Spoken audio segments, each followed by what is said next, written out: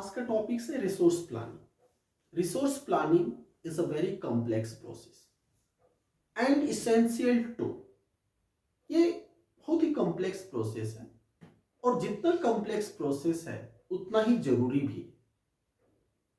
Proper implementation resource का कहाँ क्या कितना यूज करना है, कैसे करना है, ये बेहद जरूरी है। Its main reason is that there is abundant of resources in some region and there is lack of resources in some region. All the regions of a country is not self sufficient regarding resources. तो जैसा कि कहीं resources बहुत अधिक है, कहीं resources की कमी है, तो इस कारण से रिसोर्स का प्लानिंग जरूरी हो जाता है। और जैसा कि मैंने बताया इट्स ए कॉम्प्लेक्स प्रोसेस। तो इसमें हमें प्लानिंग में करना क्या होता है? First of all identification and inventory of resources. जो रिसोर्सेस हैं उनका आइडेंटिफिकेशन किया जाता है, उनकी इन्वेंशन की जाती है। देन इन्वॉल्व्स अब आइडेंटिफिकेशन और इन्वेंट्री में क्या होता है? इसकी मैपिंग होगी, इसकी सर्वे होगी, इसकी क्वालिटी और क्वांटिटी में एस्टिमेशन होगा। मैपिंग किया जाएगा, सर्वे किया जाएगा, फिर उसकी क्वालिटी का एस्टिमेशन किया जाएगा, उस रिसोर्स के क्वांटिटी का एस्टिमेशन किया जाएगा। सेकंड में क्या किया जाता है? Evolving a planning structure endowed with appropriate technology, skills and institutional setup. अब जो रिसोर्स मिलेगा, जो रिसोर्स हम ले रहे हैं, उसका प्लानिंग स्ट्रक्चर तय करना होगा कि हम कैसे उसको अप्रोप्रिएट टेक्नोलॉजी यूज करके, स्किल यूज करके और निकालें। फिर प्रॉपर इंस्टीट्यूशंस के द्वारा उसको प्रॉपरली हम डिस्ट्रीब्यूट करें। And the last one, matching resources development plan with overall development. जो रिसोर्स डेवलपमेंट प्लान है ये हमारे कंट्री के ओवरऑल डेवलपमेंट से मैच करता हुआ होना चाहिए, इसकी मैचिंग होनी चाहिए। तो ये तीन बेसिक चीज है रिसोर्स प्लानिंग के लिए। पहला, inventory and identification of resources across the region. और इसमें क्या करना है? मैपिंग होगी, उसका सर्वे होगा, उसकी क्वांटिटी और क्वालिटी का एस्टिमेशन होगा। अब हम आते हैं, पहला जो हमारा रिसोर्स है land resource.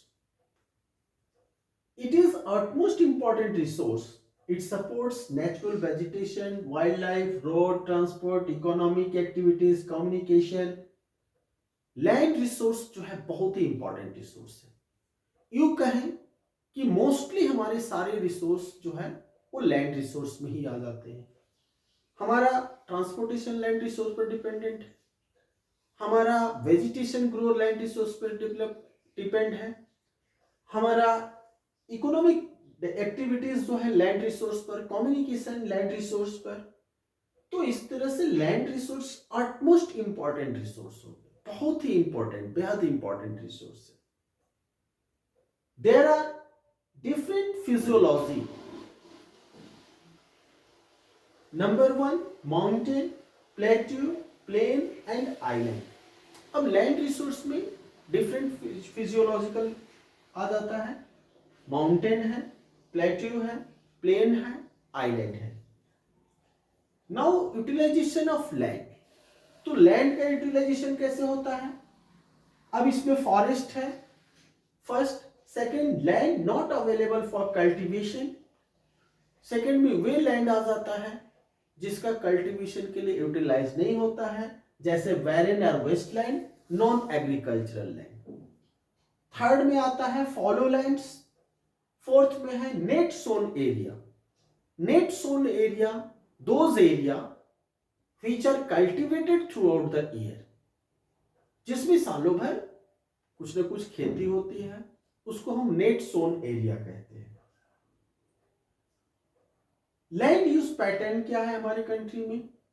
Land use pattern दो बातों पर डिपेंड करता है, एक फिजिकल फैक्टर और एक human factors. In physical factors, the topography, the climate and soil type. And in human factors, it is population density, technological capacity, and cultural traditional accessibility. Now the wasteland, the land which are utilized for non-agricultural activities such as rocky area, arid area, desert areas, roads, railways, industries are called wasteland.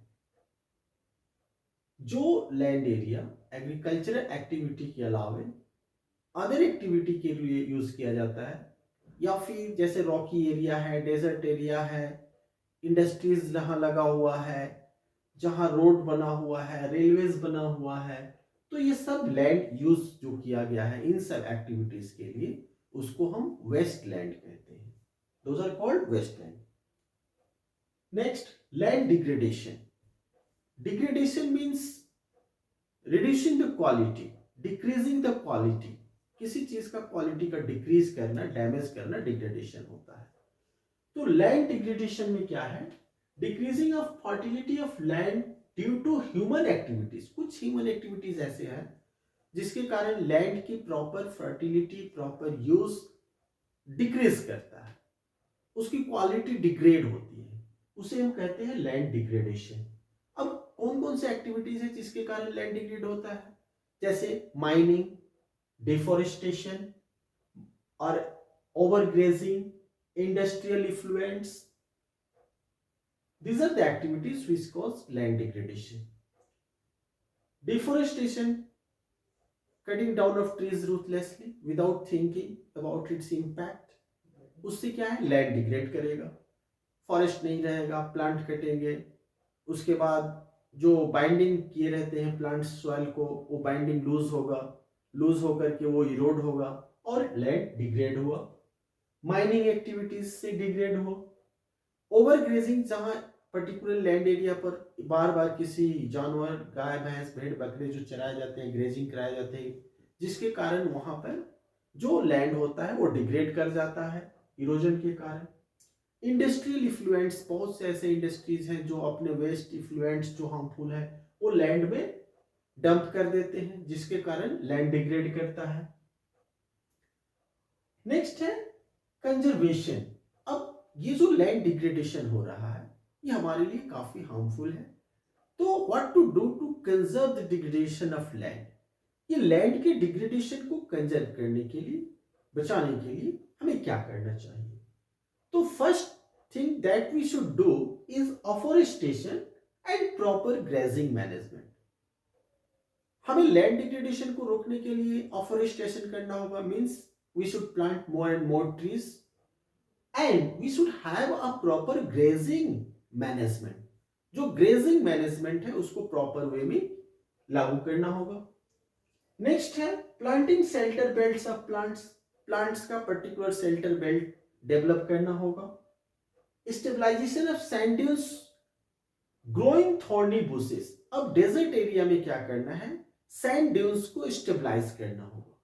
उसके लिए क्या है? Thorny bushes अगर लगा देंगे तो sand dunes जो है स्टेबलाइज होगा, जो लैंड डिग्रेडेशन को रिड्यूस करेगा, रोकेगा. Proper management of wasteland. जो भी हमारा वेस्टलैंड है, जैसे कि मैंने ऊपर बतलाया कि चाहे वो रॉकी एरियाज हो, एरिड एरियाज हो, डेजर्ट एरियाज हो, रोड जहां बना है, रेलवेज बना हुआ है, जहां पर इंडस्ट्रीज लगे हुए हैं, उन एरियाज को, वेस्टलैंड को हमें प्रॉपर मैनेजमेंट के तहत यूज करना होगा. उसकी प्रॉपर मैनेजमेंट सिस्टम रखना होगा. And next one is we should have a proper control over mining activities. Mining activities पर भी प्रॉपर कंट्रोल होना चाहिए, प्रॉपर मैनेजिंग होना चाहिए. इलीगल माइनिंग एक्टिविटी इसमें सबसे बड़ा लैंड डिग्रेडेशन का कारण होता है. And the last one, proper discharge of industrial effluents, industrial waste after treatment. जो इंडस्ट्रियल वेस्ट है, इफ्लुएंट्स है, उसको विदाउट प्रॉपर ट्रीटमेंट डंप नहीं करना है. डंप करने से पहले उसका प्रॉपर ट्रीटमेंट जरूरी कर देना है, नेसेसरी है. और इसकी एक प्रॉपर निगरानी होनी चाहिए, मॉनिटरिंग होनी चाहिए.